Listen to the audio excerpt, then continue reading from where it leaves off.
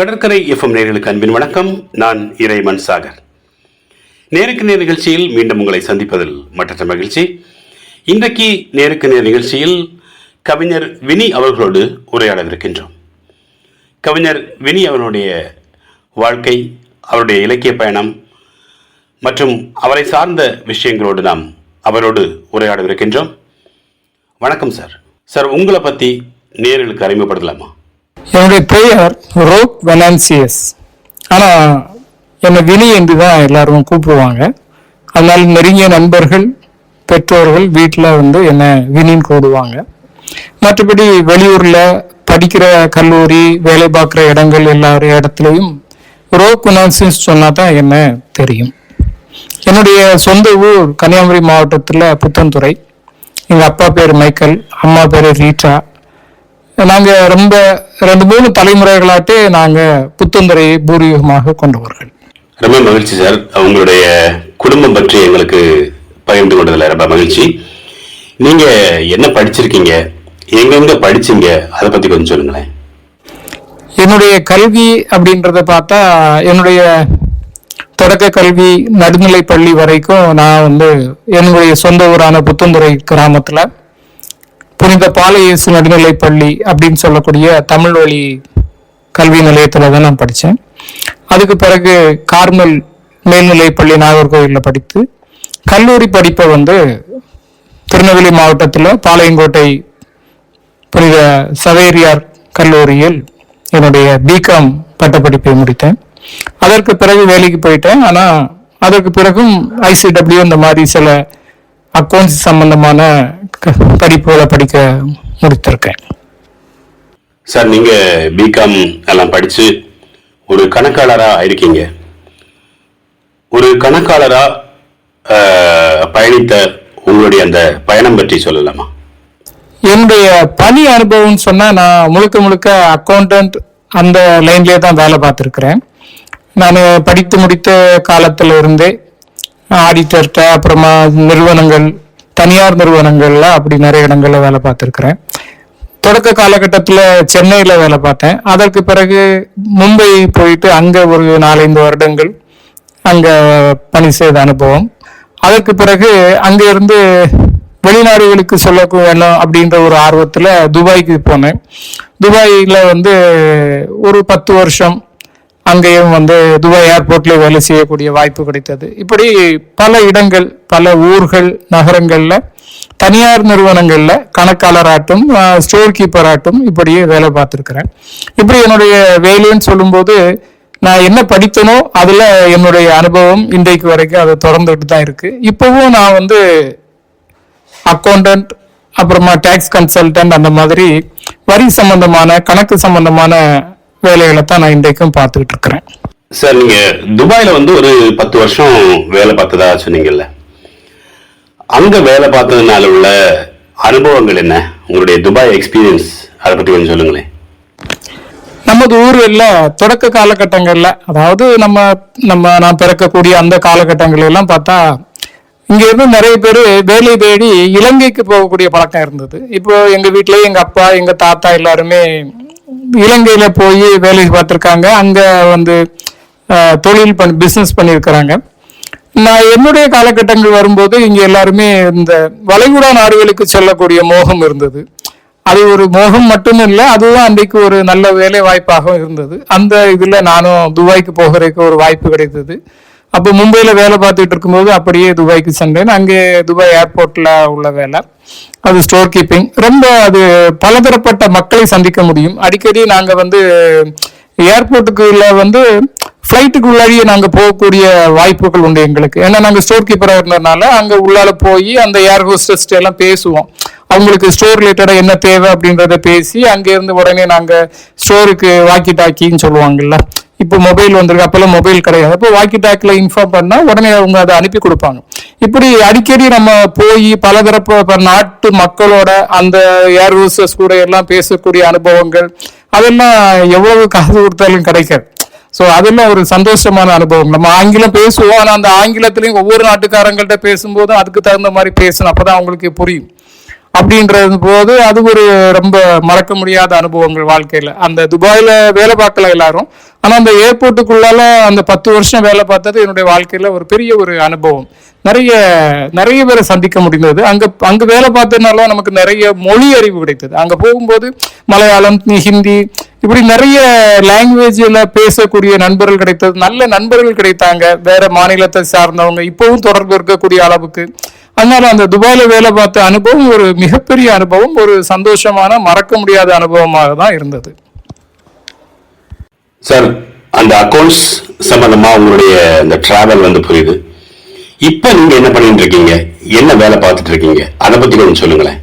என்னுடைய இப்போதைய பணி அப்படின்னு பார்த்தா, நான் டாக்ஸ் கன்சல்டன்ட், அதாவது வருமான வரி ஆலோசகர் அப்படின்னு சொல்லிக்கலாம். வருமானம் மற்றும் சேவை, ஜிஎஸ்டி, இன்கம் டேக்ஸ் இது ரிலேட்டடா உள்ள கன்சல்ட் பண்ணி கொடுக்குறேன். அதே போல ஃபைலிங் சொல்லுவாங்க, மாதந்தோறும் அதற்கான இதுகளை பண்ணக்கூடியது, அந்த இதை தான் நான் பண்ணி கொடுத்துருக்கிறேன். அப்போ அதற்கான வாய்ப்புகள் அதிகம், முன்னாடி மாதிரி இல்லை.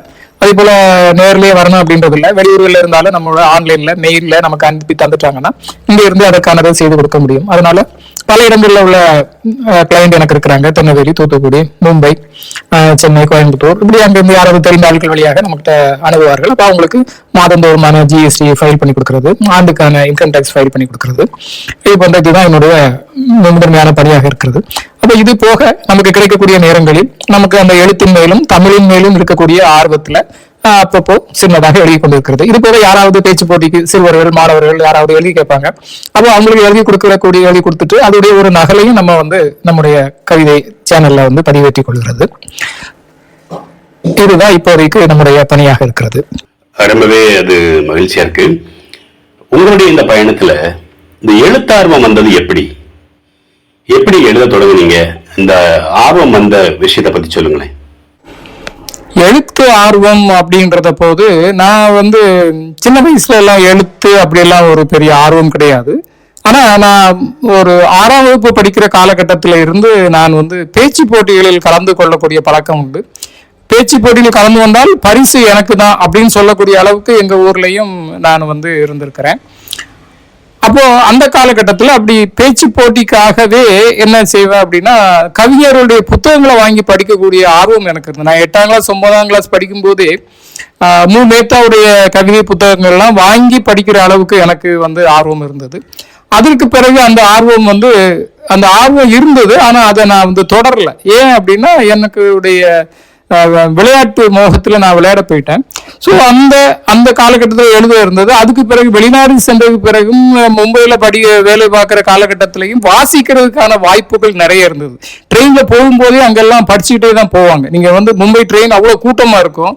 அந்த கூட்டத்துக்குள்ளாலையும் ஏதாவது ஒரு நாவல் கையில வச்சு படிச்சுட்டு போகக்கூடிய பழக்கம் உண்டு. அப்படி வாசிக்கிற பழக்கம் எனக்கு ரொம்ப இருந்தது.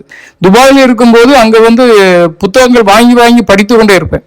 அப்படி அந்த காலகட்டத்துல நம்ம படித்த புத்தகங்களுடைய தாக்கம் பின்னால எழுதணுன்ற அளவுக்கு கொண்டு நிறுத்தி இன்றைக்கு கவிதை கரை வினி என்று அறியப்படுகிற அளவுக்கு ஒரு எழுத்தாளர்னு சொல்லக்கூடிய அளவுக்கு அந்த அங்கீகாரத்தை எனக்கு கிடைச்சிருக்கு. அப்படின்னா நான் சின்ன வயசுல இருந்தே வாசிக்க ஆரம்பித்த புத்தகங்கள் என்னை ஈர்த்த அந்த எழுத்தாளர்கள் சொல்லும்போது முதல்ல சொன்ன மாதிரி முல்மேத்தா, வலம்புரி ஜான், ஜெயகாந்தன், பாலகுமாரன், இப்படி அந்த ஒரு காலகட்டத்திலையும் என்னுடைய வாசிப்பின் ரசிகத்தன்மை மாறி இருக்கு. அதுக்கு தகுந்த மாதிரி அந்த எழுத்தாளருடைய நூல்களும் மாறி, வைரமுத்து, அப்படி எல்லாருடைய புத்தகங்களும் நிறைந்த ஒரு ஒரு ஒரு நூலகமாக தான் என்னுடைய வீடே இருந்திருக்கு. இன்றைக்கும் வீட்டுல நிறைய நூல்கள் இருக்குது.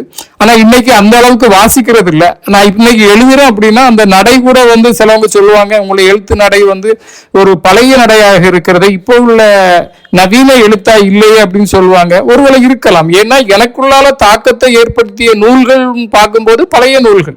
அப்ப நான் வாசித்த காலகட்டம் அப்போ வாசித்தது இன்றைக்கு நான் எழுத்தாக என்னுடைய இதுல பிரதிபலித்துக் கொண்டிருக்கிறேன் அப்படின்னு நினைக்கிறேன். அதுதான் என்னுடைய எழுத்து ஆர்வம்.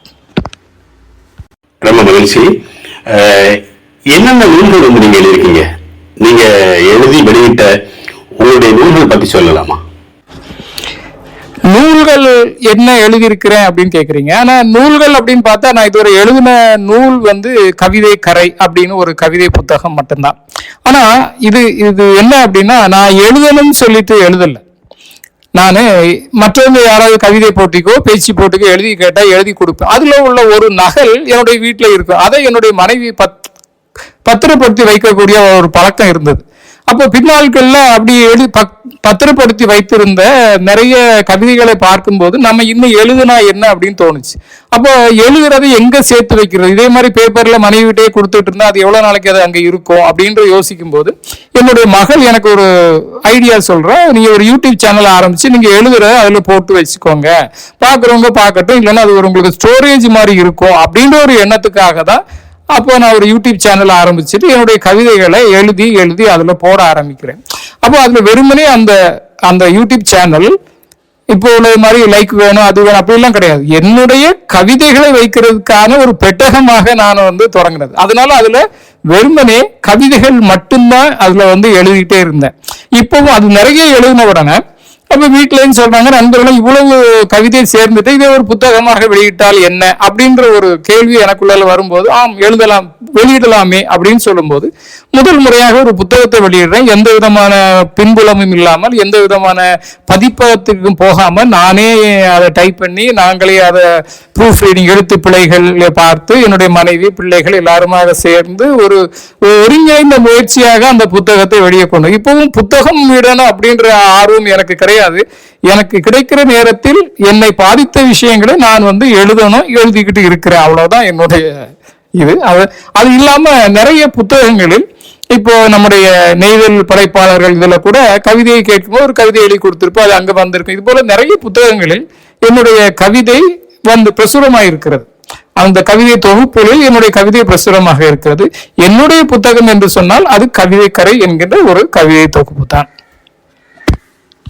சார், உங்களுடைய பெயர் வினி, உங்களுடைய முழு பெயர் ராக் வெனிசியஸ். அப்படி இருந்தாலும் இப்ப நீங்க அறியப்படக்கூடியது கவிதை கரை வினி அப்படிதான். அதுக்கு காரணமா இருக்கக்கூடியது உங்களுடைய கவிதை கரை என்று சொல்லக்கூடிய ஒரு யூடியூப் சேனல் அப்படின்னு சொல்லலாம். அதைத்தான் உங்களுடைய பெயரின் அடைமொழியா நீங்க வச்சிட்டு இருக்கீங்க. கவிதை கரை யூடியூப் சேனல் பத்தி சொல்லலாமா? யூடியூப் சேனல் சொல்லும் போது என்னோட யூடியூப் சேனலுடைய பேரு கவிதை கரை. அது என்னவோ எனக்கு அந்த பேர் பிடித்திருந்தது. கடற்கரை அப்படின்றதுனால கடற்கரையிலிருந்து வரக்கூடிய ஒரு கவிதைகள் அப்படின்ற ஒரு இதை முன்வைத்து கவிதை கரை என்று வைத்தேன். என்னுடைய கவிதை கரை யூடியூப் சேனல்ல ஒரு ஏறக்குறைய ஒரு 1000 சப்ஸ்கிரைபர் இருக்கிறாங்க. நான் அதுக்காக ரொம்ப மெனக்கடல் கிடையாது. அதை எடிட்டிங் பண்றது நானே தான் பண்ணிக்கிறது. அதற்கான வீடியோக்களையும் நானே எடுத்துக்கொள்வேன். வழக்கமாக மாலை நேரத்தில் கடற்கரையில ஒரு நடை பயிற்சி செய்யக்கூடிய ஒரு பழக்கம் எனக்கு ரொம்ப நாட்களாக இருக்கிறது. அப்போ போகும்போது நான் அந்த கடற்கரையில் தினமும் என்னை ஈர்க்கின்ற அந்த கடலையும் அதன் கரைகளையும் வானத்தையும் எடுக்கக்கூடிய வீடியோக்களோ அல்லது அதனுடைய புகைப்படங்களையோ தான் நான் என்னுடைய யூடியூப் சேனல்ல பதிவேற்றுவது வழக்கம். அது இல்லாமல் ஒரு சில போடுகிறது வழக்கம். அந்த கவிதை கரையில் நான் ஏற்கனவே குறிப்பிட்டது போல வெறுமனே கவிதை சார்ந்தது மாத்திரம்தான் இருக்கும். இல்லைன்னா கடற்கரை சார்ந்த ஏதாவது ஒரு பதிவு இருக்குமே இல்லாமல் வேறு எந்த பதிவுகளையும் நான் போடுறது கிடையாது. சார், இந்த யூடியூப் சேனலை பொறுத்த அளவுல எந்த சேனல் எப்ப ரீச் ஆகும் அப்படின்னு நம்ம சொல்ல முடியாது. குறிப்பா என்னன்னா நல்ல நோக்கத்தோட செய்யக்கூடிய சேனல் நிறைய சக்சஸ் ஆகிறது கிடையாது. ஆனா தேவையில்லாத சில காரியங்களை வச்சு வீடியோஸ் போட்டீங்கன்னா நல்ல ரீச் ஆகும். மக்கள் ரொம்ப சப்போர்ட் பண்ணி அதை இது பண்ணக்கூடிய ஒரு மோசமான சூழல் சொல்லலாம் ஓப்பனா. அந்த மாதிரி தான் நம்ம பார்த்துட்டு வரோம். இந்த கவிதை சார்ந்து இயங்கக்கூடிய உங்களுடைய இந்த கவிதைக்கரை யூடியூப் சேனலுக்கு மக்களுடைய ஆதரவு எப்படி இருக்கு? கவிதைக்கரை யூடியூப் சேனலுக்கு மக்கள்கிட்ட எந்த அளவுக்கு வரவேற்பு இருக்கு அப்படின்றத பெருசா சொல்ல முடியாது. ஏன்னா சின்ன சின்ன ஷார்ட்ஸ் போடும்போது நிறைய பேர் பார்க்குறாங்க. அதுலேயும் சின்ன கவிதைகளோட தான் அதை போடக்கூடிய பழக்கம் உண்டு. மற்றபடி கவிதைகளையும் ரசிக்கிறாங்க. இதுல என்ன அப்படின்னா முன்பின் தெரியாத நபர்கள் நமக்கு செய்தி அனுப்புவாங்க, உங்களுடைய கவிதை நல்லா இருந்தது அப்படின்றத கேட்கும்போது ரொம்ப சந்தோஷமா இருக்கு. இதுல குறிப்பிட்டு சொல்லணும் அப்படின்னா நான் கழிந்த வருடம் கல்லூரி காலங்கள் அப்படின்னு ஒரு கவிதை எழுதியிருந்தேன். அப்போ நான் படித்த அந்த கல்லூரி காலகட்டத்தில் என்னை பாதித்த அல்லது அந்த சம்பவங்களை அதனுடைய அடிப்படையில் தான் அந்த கவிதையை எழுதியிருந்தேன்.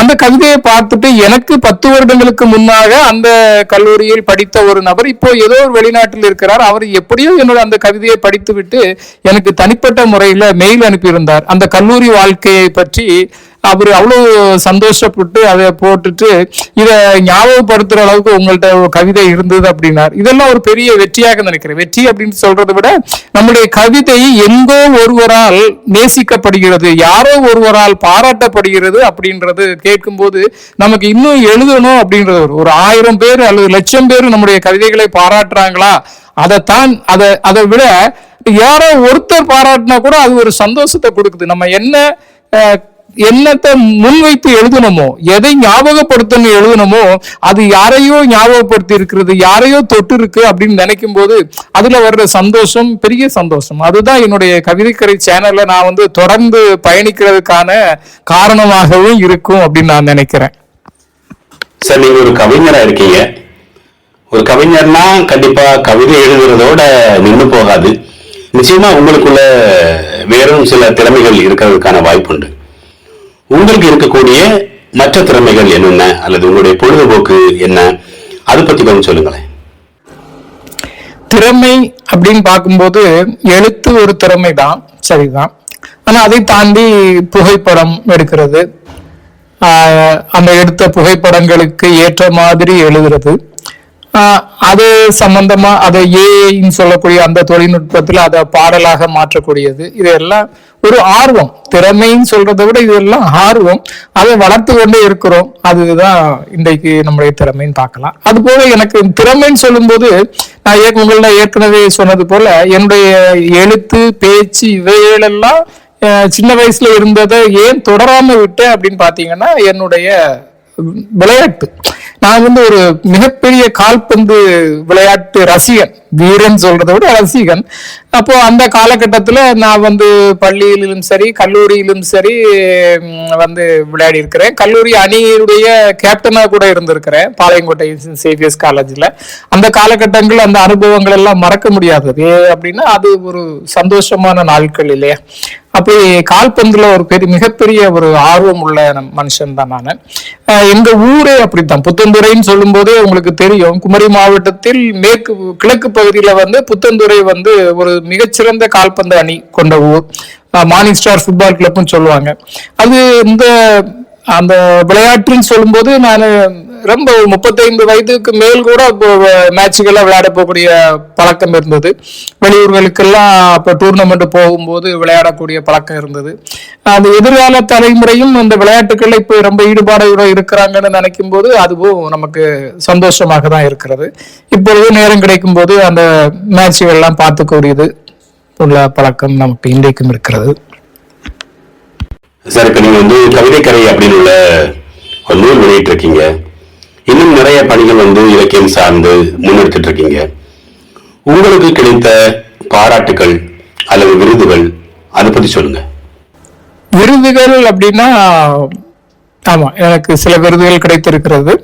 அந்த கடற்கரை இலக்கிய வட்டத்தில் படைப்பூக்க விருது பெற்றிருந்தேன். அதன் பிறகு இந்த ஆண்டுக்கான சிறந்த கவிதை நூலுக்கான பரிசை பெற்றிருந்தேன். சான்றோர் தளம் என்கின்ற ஒரு அமைப்பு, அது சென்னை மையமாக கொண்டு இயங்கக்கூடியது. ஆன்லைன்ல அவருடைய நூல் ஆய்வுகள் எல்லாம் நடக்கும். அதோடைய 100வது நிகழ்வை அவங்க சென்னையில கொண்டாடினாங்க. அதுல சிறந்த பங்கேற்பாளராக என்னை தேர்ந்தெடுத்து கௌரவித்தார்கள். அதற்கு ஒரு அவார்டும் கொடுத்து என்னை பாராட்டினார்கள். இப்படி அவர்களுடைய புத்தகத்திலுமே என்னை பற்றிய சில குறிப்புகளையும் பதிவிட்டிருந்தார்கள். இன்னும் சின்ன சின்ன அவார்டுகள், சில விழாக்களில் முதற்செங்கு நடத்தக்கூடிய ஆண்டுதோறும் முதற்செங்கு புத்தக திருவிழா நடத்துவது வழக்கம் தக்கலையில. அந்த விழாவிலும் கழிந்த ஆண்டு எனக்கு ஒரு அவார்டு கொடுத்தாரு, கவிச்சுடர் என்ற அவார்டு கொடுத்தாங்க. இவைகளெல்லாம் சின்ன சின்ன விருதுகளாகவும் பாராட்டுகளாகவும் பெற்றிருக்கிறேன். இது போக நிறைய இடங்கள்ல இருந்து விழாக்களில் பேசுவதற்கெல்லாம் அழைப்புகள் வரும். நானா இதை முழு நேர இதாக எடுத்துக்கொள்வதில்லை. அதனால நான் குறைவாகவே பங்கேற்கிறேன். என்னுடைய மற்ற வேலைகள் எனக்கு இருக்கிற காரணத்தினால இந்த விருதுகள் விழாக்களுக்கு போறது பெரும்பாலும் நான் குறைத்து கொள்கிறேன். அது என்னன்னு தெரியல, பாப்பா, அதற்கான நேரங்கள் எனக்கு சரியாக அமைவதில்லை. சார், உங்களுடைய பயணம் உண்மையிலேயே மகிழ்ச்சியா இருக்கு. எதிர்காலத்தில் நீங்க என்ன மாதிரியான திட்டங்கள் வச்சிருக்கீங்க? உங்களுடைய எதிர்கால லட்சியம் என்ன? எதிர்கால லட்சியங்கள் அப்படின்னு பெரிய அளவுக்கு ஒரு லட்சியங்கள்லாம் கிடையாது. என்னுடைய வாழ்க்கையே அப்படிதான். அந்தந்த காலகட்டத்துக்கு தகுந்த மாதிரி நம்ம வாழ்க்கையை எதிர்கொள்ளணும். சின்ன வயசுல விளையாடுற காலத்தில் விளையாடணும், பேச்சு இருந்த காலத்துல பேசணும், மேடைகள் ஏறி பேசணும். அதற்கு பிறகு அது எழுத்தாக மாறியது, இப்போ எழுதுறது, இப்பவும் சில மேடைகள்ல பேசக்கூடிய வாய்ப்பு கிடைத்தால் போகிறேன். அப்படி எதிர்காலத்துல என்ன அப்படின்னா தெரியல. எதிர்காலம் நமக்கு என்ன வாய்ப்புகளை வைத்திருக்கோ அதை முழுதாக பயன்படுத்தி கொள்ளணும் அப்படின்றதுதான். ஆனா அதை தாண்டி நீங்க சொன்ன மாதிரி லட்சியம் சொல்றதை விட ஒரு ஆசை இருக்கு. அது என்ன ஆசை அப்படின்னா ஒரு புதினம் எழுதணும், ஒரு நாவல் எழுதணும் அப்படின்னு ஒரு ஆசை இருக்கு. அதற்கான அதை தொடங்குறதுக்கான நேரம் தான் இன்னும் வாய்க்கல. அது தொடங்கி விட்டு அது வந்துடும் அப்படின்றது நம்பிக்கை இருக்கு. இது அடிக்கடி என்னுடைய மகன் சொல்லக்கூடியது, எப்ப உங்க கடற்கரையில இந்த ஊர்ல உங்களை பாதிச்ச விஷயங்களை எல்லாம் வச்சு நீங்க ஒரு நாவல் எழுதலாமே அப்படின்னு. கண்டிப்பாக எழுதணும்னு நானும் சொல்லிட்டு இருப்பேன். அந்த நாவலின் ஊடாக இந்த கடற்கரை மக்களுடைய வாழ்வியலை, கடற்கரை மக்களுடைய வரலாற்றை பதிவு செய்யணும் அப்படின்னு ஒரு ஆசை இருந்துட்டே தான் இருக்கு. அது லட்சியம் சொல்ல முடியுமான்னு தெரியல, ஆசை இருந்துட்டே இருக்கு. அது கண்டிப்பாக செய்யணும் அப்படின்ற ஆசை இருக்கு. ஆனா கண்டிப்பாக பதிவு செய்வேன். நான் வாழ்ந்த, நான் ரசித்த என்னுடைய நெய்தல் நிலத்தை, நெய்தல் மக்களுடைய வாழ்வியலை ஒரு புதினமாக தர வேண்டும் என்கிறதில் எனக்கு ஒரு ஆசை இருக்கிறது. கண்டிப்பாக உங்களுடைய ஆசைகள் அல்லது கனவுகள் எல்லாமே கண்டிப்பா நிறைவேறணும். உங்கள் மூலமாக இன்னும் பல படைப்புகள் நம்முடைய தமிழ் இலக்கியத்துக்கு கிடைக்கணும். நிச்சயமாக உங்களுடைய வாழ்க்கையில் வரக்கூடிய நாட்கள் வசந்தம் வீசும் அப்படிங்கிற விஷயத்துல கடற்கரை எஃப்எம் சார்பில் வாழ்த்துக்களை தெரிவிச்சுக்கிறேன். இவ்வளவு டைமும் எங்களோட நேரம் ஒதுக்கி உங்களை பற்றிய முழு விவரங்களையும் பகிர்ந்து கொண்டதற்காக கடற்கரை எஃப்எம் சார்பில் மிகுந்த நன்றியை தெரிவிச்சுக்கிறேன். இவ்வளவு நேரமும் உங்களுடைய நேரத்தை ஒதுக்கி என்னோடு உரையாடிய இந்த நிகழ்வுக்கு உண்மையாகவே கடற்கரை எஃப்எம்க்கு என்னுடைய நன்றிகள். இது போன்று ஒவ்வொரு வாரமும் நீங்க ஒரு ஆளோட நேருக்கு நேர் நிகழ்ச்சி நடத்திக்கிட்டு இருக்கிறீங்க. நல்ல விஷயம், சந்தோஷம். நிகழ்ச்சிகள் பொதுவாகவே நல்லாக இருக்கிறது. நிறைய பேர் இந்த மாதிரி எஃப்எம் சின்ன சின்னதாக தொடங்கினாங்க. ஆனா அவங்க வெறுமனே பாடல்களோட நிறுத்தி கொண்டாங்க. நீங்க இது போன்ற இலக்கிய நிகழ்வுகள், நேர்காணல்கள் என்று நீங்க அதை வேற தளத்துக்கு அதை நகர்த்திக்கிட்டு இருக்கிறீங்க. உண்மையாகவே கடற்கரை எஃப்எம்க்கு என்னுடைய வாழ்த்துக்கள். இன்னும் இது வளரணும். வாழ்க. நன்றி. இதுவரை கவிஞர் வினி அவர்களுடன் உரையாடினோம். மற்றொரு நேருக்கு நேர் நிகழ்ச்சியில் உங்கள் சந்திக்கும் வரை விடைபெறுவது இறைவன் சாகர். நன்றி, வணக்கம். கடற்கரை எஃப்எம்ஐ தொடர்ந்து கேளுங்கள். கடற்கரை எஃப்எம்மின் லிங்கை உங்கள் நண்பர்களுக்கும் உறவினர்களுக்கும் ஷேர் செய்யுங்கள். நன்றி.